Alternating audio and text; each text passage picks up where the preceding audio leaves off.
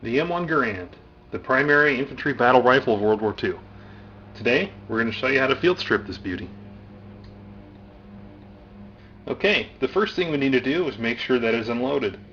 To do that, we're going to pull all the way back on the operating rod until the bolt locks to the rear.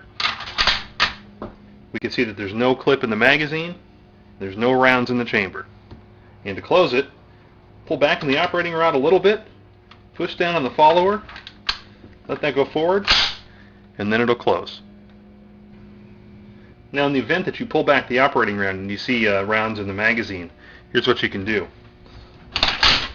In this case we're using empty 30-06 shells just for demonstration purposes.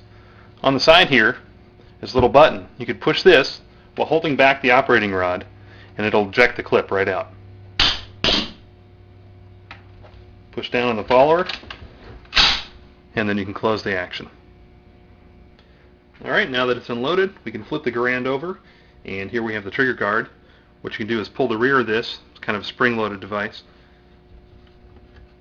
It unhooks from the back here, and it rotates right up. You can pull this right out. Alright, now that the trigger guard is removed, we can take the bottom of the stock off. Just tap the back of the buttstock, and it comes right off.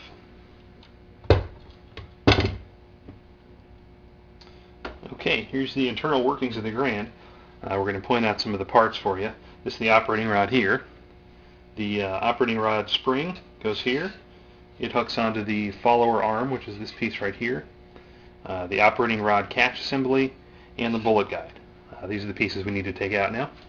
So first thing to do is take out the spring, pull it back and it unhooks.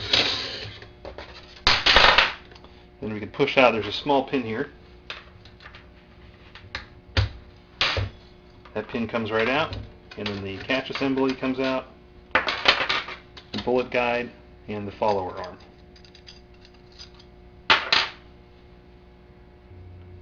Alright, once we have those pieces out, we can remove the follower. And then looking at the rear of the receiver, you can see a small notch here. What will happen when you pull the operating rod back, you give a little downward and outward pressure, and it'll pop right out. Then you can remove the operating rod, and then the bolt is in here. That usually just slides right out. And now it is field stripped. Okay, and now to put it back together. What we have here is the bolt. This little lug on the bolt here runs in this channel along the receiver. And there's another one here in the back. What to do is run those through the rear of the receiver. And make sure that lug is in that channel, and then the bolt will slide freely in here. Flip it back over and put the operating rod back in.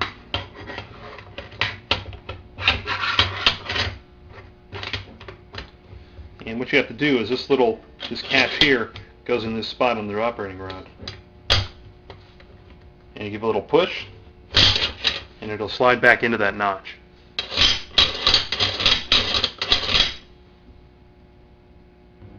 Okay, now we can put everything back together. The follower goes in these little guides right here. The bullet guide goes in these notches. The operating rod catch assembly fits underneath the bullet guide and behind the clip ejector. The follower arm goes in and it rides on the follower right here. That all goes in, and then we can put the pin back in.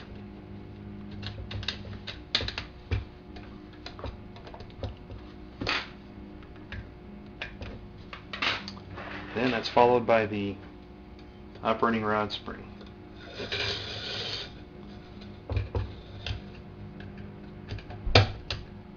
Sometimes you have to move the follower arm up just a little bit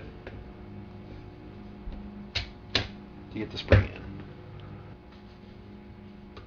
Make sure this is operating correctly. It's part of the operating rod catch. During reassembly, one thing you have to keep in mind is that the rear of the operating rod catch assembly has to fit under the clip ejector, which is that little tab you can see right there. The spring loaded, this way you'll know you have it in the right spot. We just have it demonstrated here with all the other parts for clarity. interesting to see how the internals of the Garand work. Let's lock the operating rod back, and you can see it catches on the catch assembly here. What you can do is pull back the operating rod, push down on the follower, and you see how it releases the catch. Okay, the rest of the assembly is pretty easy. Stock goes right back on, and then the trigger group goes in.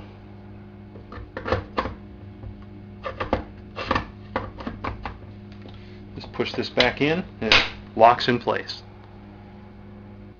Flip the Garand back over, and then all that's needed is a simple function test. Make sure the bolt locks to the rear, push down on the follower, release the bolt, double check there's no round in the chamber, take the safety off, pull the trigger, trigger works, pull it back about halfway, that'll reset the trigger, works like a champ. And that is field stripping in M1 Garand.